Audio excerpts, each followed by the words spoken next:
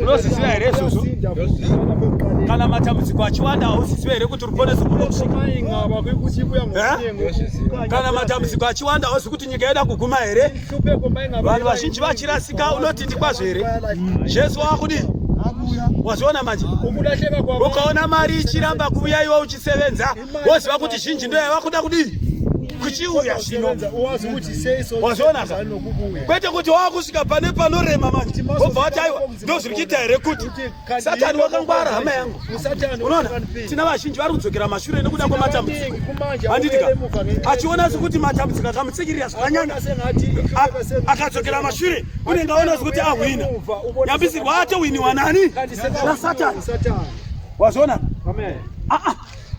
Asisi zvezvo zvomubaridzi ramba uchireurura ramba uchikumbira nokurayira usaura moyo uye usanete kukumbira nazvo handiti ika kokuna Jesu iwovhota ndaona kuti ndikaramba nitaura kuna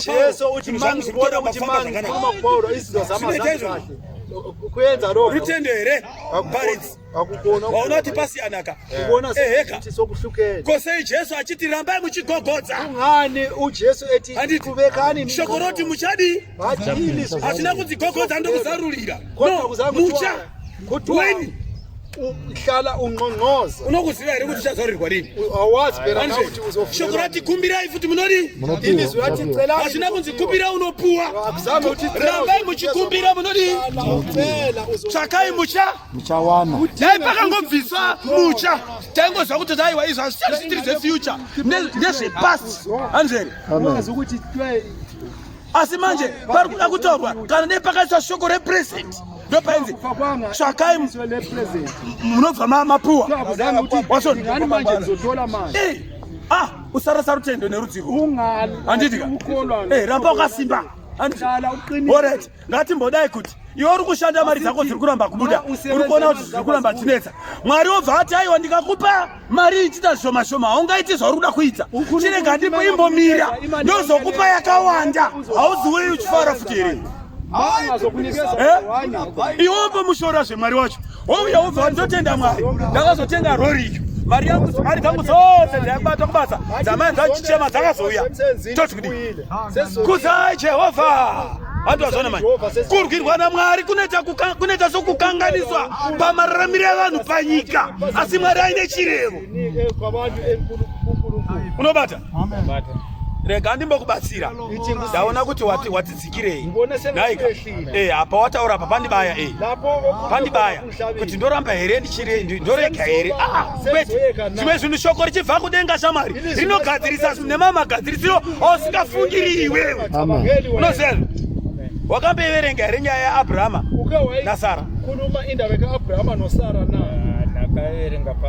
wakainzwisisa zvakanaka vaine house girl wavo wainzi Hagari muIjipita unoiziva nyaya ichi Sara asingazvari hanzveri akati kudii Sara kuna Abrahama pinda kunani kuna Hagari kuti atizvarire mwana tiwane chingativaraidza hanzveri Abrahama akatomboramba akanzi ichazvo ndakuudza ndidazvitendera akaenda kwaari vakazara mwana mushure maizvozvo Sara kuti mudzinge pano aenda anogara kusango nemwana wake noti anondidadira inzwa shoko rakabva kudenga Jehovha Mwari akati kuna Abrahama tevedzera hako zvataurwa naSara kunyange zvakaipa unonzwa sei denga richitendera zvimwe zvinhu zvisingagoni kutenderwa panyika sei sehuman being kuti zvinge zvichiitika denga rinozvitendera kuti mudzinge ilizwi liyavuma kuti mxoshi unonzwa akazingwa akaenda kusango Hagari asi koko ndoko akanosangana nomutumwa wani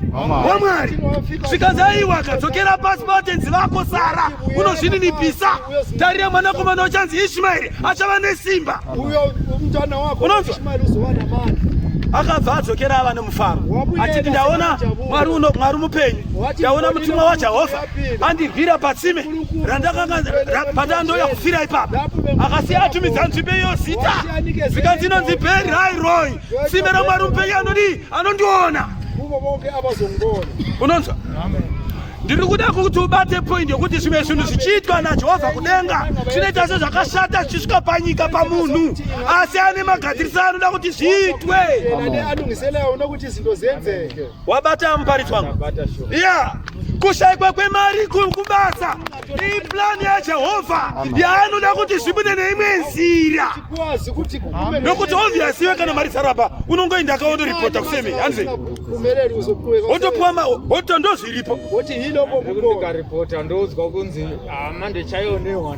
You see, asi ndo zvauri kukumbira izvozvo. Mwari waPauro ngazviite, mari yako ibude. Ingabuda mangwana, ingabuda next week, ingabuda after 6 months, it doesn't matter. Kudenga kwanyora, bhiri anofana kupuwa mari yake. Ufanira nikezwe imali yake. Saka tendera zvimwe zvinhu zvichiitika kwauri. Nokuti Jehovha Mwari ane chirevo pamusoro pani pasi, uye anoda kugadzira upenyu hwako iwe kuti uzofara urukangani nhamo dzese dzagadzirwa naShe. Agari wakazodzokera pasi patenzi wake akafara akagara aine rufaro rwokuti ndataura naMwari pachake. Waibata? Good. Woramba wakasimba, ramba uchikumbira mari idzodzo. Hanze, usanete. Mari anokubatsira, mari anokupa. Daiga, zvisakupedza rutendo kunamata. Zvisakupedza rutendo kuziva kuti ini ndiri muchechi yazvokwadi uye Pauro achandibasira. Hanze, kunyangwe zvikadi hazvo Satani hangana simba, asi Pauro achandibatsira chete. Pauro uzopsiza upera. Ya, saka toda kuti usimbe iwe. Daiga, Mwari wokudenga anodi? Good. Obata ipapo, zvishoma hazvo. Ndati ndikubatsire paragraph. Ndaiona yakuti yandibaya pamatauri yako ndikaona murume waJehovha, murume waIsraeri wakundwa nei kudai. Hanze.